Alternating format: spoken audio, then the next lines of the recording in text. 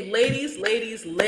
Today I want to talk about, I want for us to be vulnerable. Now, typically we've been vulnerable before, but this one I think is gonna take us to the next level. So today I want to talk about how we handle our imperfections.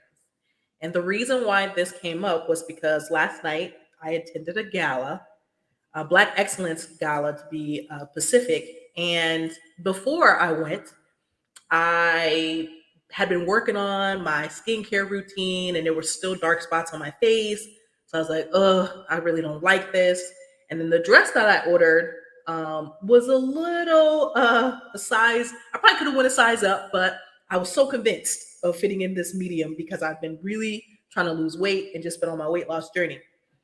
And I was feeling a little insecure going to this gala. And when I got there, the amount of women, specifically Black women, who told me I was beautiful and that my skin was flawless and that I looked beautiful with my hair and my dress. Literally, I was taken aback. And I was taken aback because the perception I had of myself was very different from the perception other people had of me. And so I thought about this like, well, how have I been handling my imperfections? Clearly not well. Clearly, I've been telling myself a whole different story.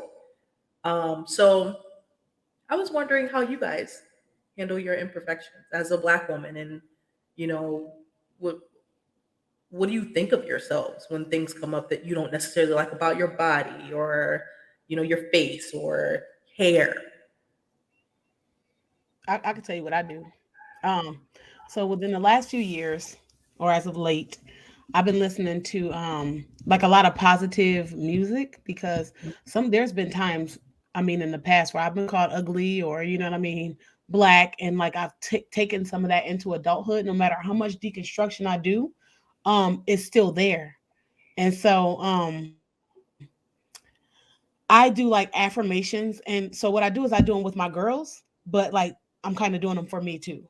So, I talk about how your skin is so beautiful and, it might not be flawless, but guess what? God didn't make a mistake when he made you. And so like all of that I say to them applies to me too.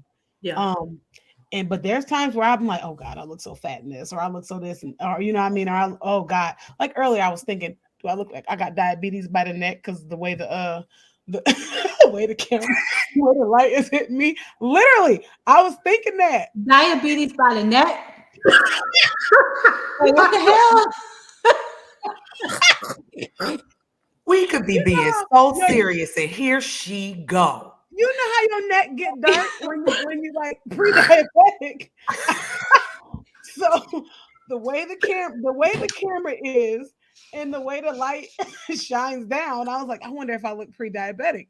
I have all these thoughts, and then I'm like, no, it's a you thing. What other people see is not the same thing that you see. The same way, like you hear your voice on audio and you like, I hate my voice. Everybody else hears something different. So I tap into that a lot. Yeah. Yep, you just hit on something I struggle with, which is the reason why I initially never would start my own podcast. I don't like to do recordings. Even when you asked me, the first thing I thought was my voice is going to be recorded, and for my entire life, I felt my voice was too deep for a woman, and I'm like, they already make Black women seem so masculine, and I have a deeper voice, and I hate it. Still, that's still a struggle for me. It's a big struggle. But as far as kind of how do I deal with my imperfections, I struggle on a lot of fronts because on one end, you know, people look at you a certain way because you're lighter skinned. So they automatically think, oh, she thinks she all that. She thinks she cute. She blah, blah, blah, blah, blah. I'm like, I don't think what you think I think. I look in the mirror and I see all of my imperfections, all of the mistakes. My shoulders are too broad. It took me years to fall in love with my lips because they were I have big lips. And so Mhm. now I highlight them with my lipstick and stuff, but it took me years to be able to do that. Like I used to wear only brown lipsticks because I'm like, I don't want my lips to stick out. So all of those imperfections, I sometimes still struggle with, but I make it a point to read things that are educational and influential in the area of body image and body shape. I make it a point to kind of pour into, like Auntie Shug said, pour into my girls those affirmations, but I'm listening to them too. As I'm saying it to them, I am needing it myself. Well, I'm gonna pull an Auntie Shug on this one. I'm gonna talk about the why. Why? Because in order to like address your imperfections or handle them, you have to look at like why are you even picking yourself apart in the first place? Mhm. Because not every Black woman does that. So, what is it? Why are you doing that? For me, it's kind of odd because I'm looking at it in like the childhood, family upbringing type of way. I was affirmed a lot as a child within my family. You're beautiful, you're smart. The same things that Auntie Shug saying that she does with her girls, my mom did with me, my grandma did with me, my aunties did with me. And so, when I started to get into middle school and high school, and people were picking on me, my teeth, my feet, I was a little bit hairy. It didn't bother me because I was affirmed so much as a child, and just really comfortable with who I am, not just my appearance, but like my character and my personality. And at some point, it shifted to my appearance being everything in college because that's all that people told me. So as a child, I was affirmed in so many other ways, but in college, it was, oh, you light skin, you fine. You look good in that dress. And that's all I heard from people. So those affirmations became more of like my physical appearance. And that was my why. I was starting to lean a whole lot on the way I looked versus who I am as a person and my character. So in terms of handling it now, I always have to look back on my childhood. Like, I was so confident as a child. And then in college, I got to this point where it was like picking myself apart, looking in the mirror before going out. Are my teeth like squeaky, clean, white? Do I have any pimples? And if I do, I'm not going out. Um, and just looking back on that and hearing my aunties and my moms and my grandmas telling me those things, I have to tell myself what they told me when I was younger. And that's where I pull my affirmations from. So it's not just like you're smart, you're beautiful. Like I'm pulling it from, what's the word I'm looking for? From like that foundation. Yeah. If that makes sense. Yeah. Everybody doesn't have that foundation though. I didn't have Yeah. that foundation. Like my mother would, affirm me, but it wasn't necessarily like an intentional thing. And not to her discredit, it was just more so that's not something that's thought about every day. Or I hope that you already feel like that without me having to tell you that. And the anxiety that a lot of kids have when they go to school, um, is exacerbated by other kids at school. Even now, like I do a lot of affirmations with my kids, but they still bring home the middle school stuff. She still brings home the stuff from middle school. Oh, what you talking about? You ashy, or you look like this, or you look like that. And so, growing up, it was never your insides are beautiful, which makes your outsides beautiful. Wasn't nobody talking about that in the sixth, seventh, eighth through 12th grade. They were talking about the way that you look. And so when you look at yourself, sometimes you do see those imperfections because they're magnified by society. And for me, it has caused anxiety.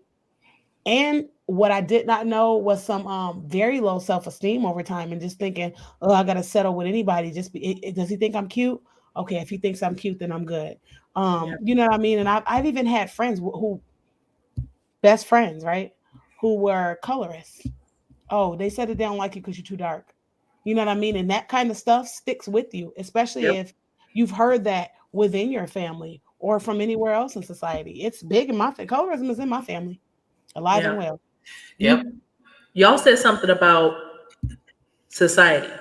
And I just saw a TikTok the other day. He was breaking down Christianity and he talked about deconstructing and constructing. He's like, the reason for deconstructing a ideal or belief is because there's a construct already there. And so I often thought about like when Auntie Ashley said, my lips are too big. I used to have the biggest insecurity because my lips were big. And I used to try to hide them, or like, I used to not wear big lipstick at all because I was like, oh my God, my lips are the first thing people are going to see, because I was so used to seeing white women be praised on the internet or just in school for having smaller lips. And that was considered that is technically considered the It's beauty standard. standard. So when you're looking at a woman who's lighter skinned, smaller lips, and all the time you start to think like, oh gosh, like probably shouldn't wear that lipstick because I don't want my lips to stand out. They'll look big and things of that nature. But now you see women who non-black women who want bigger lips and that are paying to get lips that look as big as mine. But Mhm. I don't know why I have accepted the narrative that my skin isn't flawless, why I even believe that. I mean, literally, bitches go to the tanning booth to spray on their skin color to look like Yeah. me. Yeah. And like it just never dawned on me that happened. So why am I walking around really, really insecure at this event, thinking, oh, they see my tattoos, and like, is my skin, bumpy? I've been trying to, and these women are like, sis, you look like a queen right now, and I'm like, me? It's, But listen, let's get into that too, though. Oh, sorry. it's no other type of hype that's better than the hype of another Black woman. Like, Okay. Yep. another Black woman hypes you up. That is a feeling that is indescribable. But also, side note, just for our watchers out there, anybody viewing, no Black woman wants to hear, I'm almost as dark as you when y'all go tanning. We don't want to hear that. We don't want to hear that. I'm gonna go even further and not even talk about only Black women. I'm gonna talk about women, because we've been taught to shrink ourselves, and then to, even though you're shrinking yourselves, to still be in competition with other people. So I posted today, be in competition with yourself, set your own goals and then compete against yourself, because women, we don't do that. We automatically size up each other. So Keish went to that gala, everybody was like, oh my God, you're so beautiful, you're so beautiful. That was the highlight, because women don't do that for each other in Mm-hmm. no race. Yep, and that's what I was gonna say too. Is just like getting into that about how these women were hyping you up when we're so used to going into environments with other Black women and hearing, or at least seeing those looks and hearing the things about ourselves that they're picking out. And these are our people. Like, these are fellow Black women that will say these things about you, and even like shade. Like, oh, that dress is cute, but you could have added a little something to, a necklace or something. Right. Those are the things that we say. So the fact that you had that experience is amazing, because we don't get that a lot. No. And if we had that more, we wouldn't be so stuck on, do we have a pimple, or is my dress too tight? Because we would be more used to getting those compliments from our people. Yeah. Just the idea of hyping you up versus sizing you up. Don't size people up. Right. Hype I like people that. up. There's a difference. Oh yeah, they blew my head up. Like, even my supervisor, even it just didn't even happen with going to the gala. I was talking to my supervisor earlier in the week, and we were talking about my writing, and she's like, honestly, Keisha, I read your intake and was like, well, damn, all right. And I was like, that's been one of my biggest insecurities when it comes to writing. Because I mean, obviously, as professionals, documentation is key, right? We all have to write, especially us who write reports. We have to, and sometimes we may not meet the people that we are sending our information to. So the only thing that they have to go off of is our writing. And so that's been one of my other biggest insecurities. And my supervisor hyped me up. She was like, nah, I was impressed. I was impressed by your gradual growth and what you turned in. And that made me feel good. So I've been hype all week. I've been hype all week, dog. I mean, you They've deserve been it. poured into me all week. Good girl. You looked good. You're looking You're not only good. talking about, you're looking good. Good. No, wait, no. Wait a minute. But no, as far as writing, listen, y'all heard my dissertation. He was like, you speak way better than you write. When you hear that constantly, I'm like, oh my God, I can't write. I can't write. I write like I speak. And so, like, sometimes I'm just talking and I'm like, oh, I mean, they'll get that.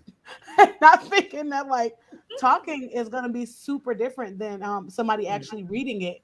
So my supervisor is working with me, and that's what I appreciate. Okay, call it out all day, but help me. Obviously, I'm Right. intelligent enough to get it on the paper. I just gotta get it to where you can understand it. But think about the way that we were raised. I wasn't raised to be using correct grammar all the time. We just talked. It wasn't like I was in a professional classroom all the time. Nobody was saying, don't say is, say are. And so it stuck with me. I actually enjoy being able to speak the way I speak, because then it's just like I could just talk. It's how I'm free to be me. Whenever I'm trying to be scholarly or trying to sound like I'm writing a dissertation, I it's when I'm the most uncomfortable. I'm stuttering because I don't talk like that. But when I could just get down to it and just be myself, Right. that's when you're gonna get this good product. So that's why I think even with defending, with me being able to speak, it came out better. But before, when I was doing these pretenses and being like, well, the information, I can't get down like that. And so that's Right. my imperfection that I decided to embrace. When he said, you definitely speak better than you write. You know what? I'll take that. Now I'll be getting booked for speaking engagements. So I think I'm gonna play up that imperfection while I work on the other one. Yeah. And it's But is and that it's not an what is imperfection.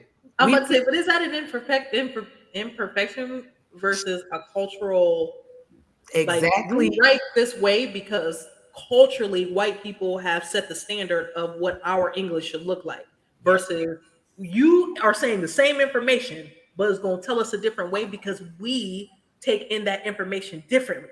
Yes. So to me, I feel like that's being a product of the system that has Yes. Yes. mandated us to speak in their way to fit into Yeah. their world. Yeah. There was Exactly. nothing wrong with the way you wrote should. It was just other people had eyes on it who didn't match your culture. And And we understand what you said because yep. that's how we talk. And that speaks Yeah. to so-called cultural competency. Because if this field was truly all culturally competent, you wouldn't even feel the need to switch how you write or how you speak, because you would understand that culturally, this is where I'm most comfortable. This is how I speak. Shameless plug, we had an episode on code switching, and that's what Auntie Sugar is talking about right now. So y'all can go check that out. Okay. But the need to code switch, even in the way that we look. There are states that are just now passing the Crown Act for Black women to be able to wear their natural hair. We've always been told that something is wrong with us. We've always been told you speak incorrectly. Your hair needs to be fixed a certain way. This needs to be changed. That needs to be changed. We've always been told that. So when you're always told that by society, you can't help but feel like, okay, I need to show up a certain way to be acceptable. I have to show up a certain way. That's true. And then Auntie Amber, I just wanted to hit on something you said about being affirmed by your family. I was affirmed by my family constantly. My uncles, and it's really important to have men in your life that do that for a little girl. My uncles, my cousins, my mama, my grandma, they all affirm me. But the problem was once I did get to school and I did start to get the picking on and bullying from other kids, it became in my mind, well, my family is only doing this because they're my family. They're biased. This is what I really am, what these other people are saying, because they're not biased. They have no reason to lie to me. So I started to internalize that as my family just lying to me to make me feel better. Yeah. Well, that's interesting because I mean I was picked on, but I also had a good social support friend wise who also affirmed me. So I think that's the other piece to it is that yeah, my peers were picking on me, but I also had my friends who were telling me the same thing that my family was telling me. So but one of the things that Keish said brought up a question because you've been hype all week, right? And you got you got all these compliments from people, you got people hyping you up, and it brings up the question of what's the term, locus of control, right? Yeah. Like external events kind of making you feel good versus the internal things. Right. So you have a lot of people that are hyping you up, but what's happening internally? What happens when that goes away and people aren't hyping you up next week or the week after? How do you manage that? That's a good question. I think it just needs to be, I don't know. I've gotten to a point in life where I feel like I'm at peace because, just life is just happening and I'm just letting it happen. And I have no evidence that people are using these imperfections against me.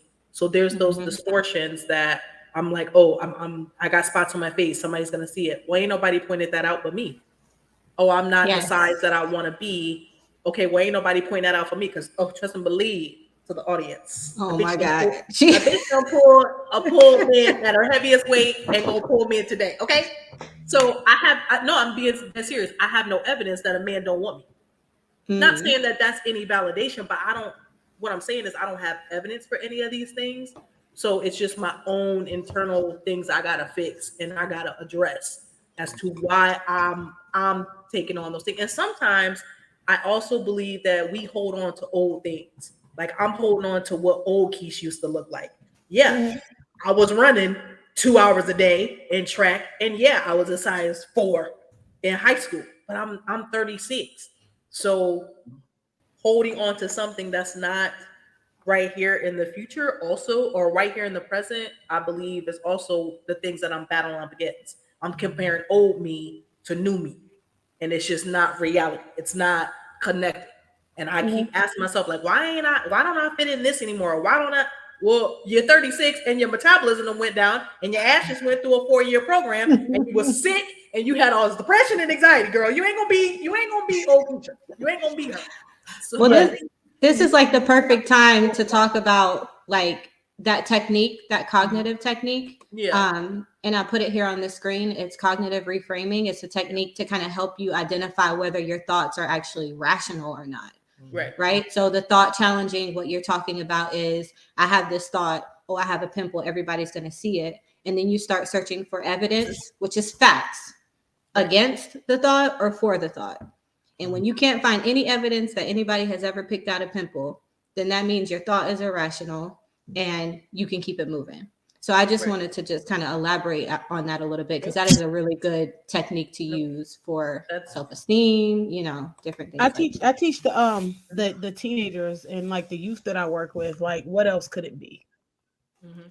That's that. always my thing is what else could it be? Well, I walked in a room and everybody was staring at me and I know they were looking at my lips or I know they were looking at my forehead and what else could it be?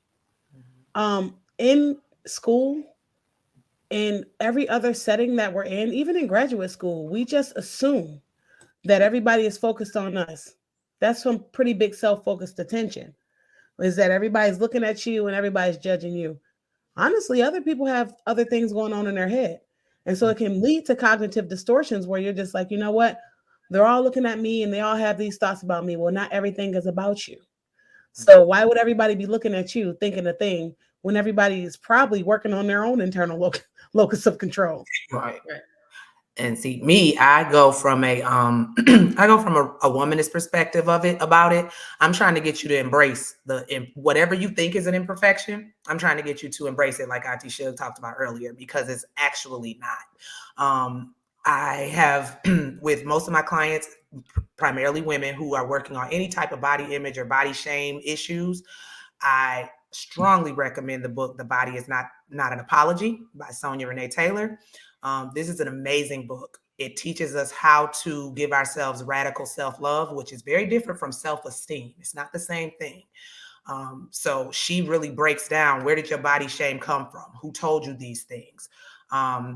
And I also like to implement mirror work because I've realized a lot of us don't actually look at ourselves in the mirror.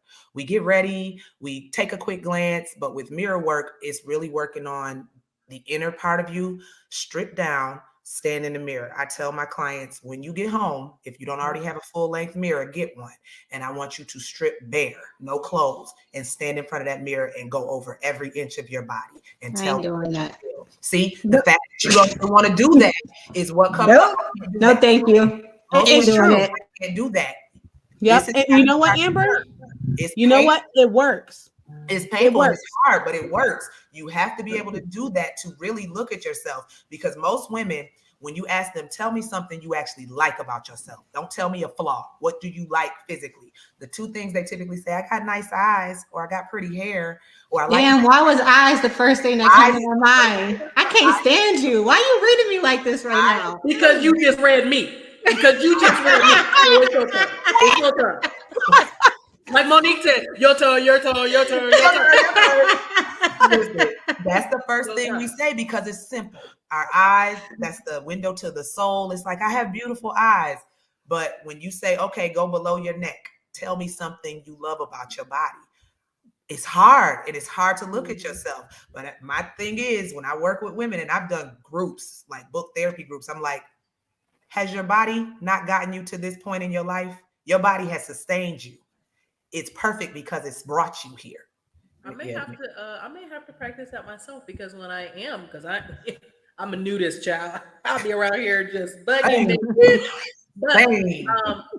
but when I do look at my body, I look at the things that I don't like. And Mhm. I am so Me too. focused on that Yep. and that's probably where those distortions are coming in at, like, oh, why isn't this the way it is? Or why I've been working on my skin for 3 months and those dark spots are still there. So I'm picking out things that are wrong instead of picking out the things that are good.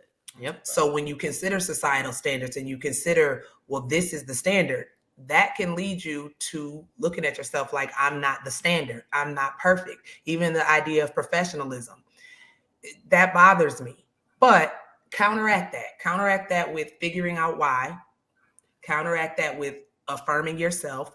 Counteract that with getting to the space where you realize my imperfections are not necessarily weaknesses. It doesn't make me less than. It's an imperfection and everybody has those. Nobody is perfect. So just constantly tell yourself that, affirm yourself with that message.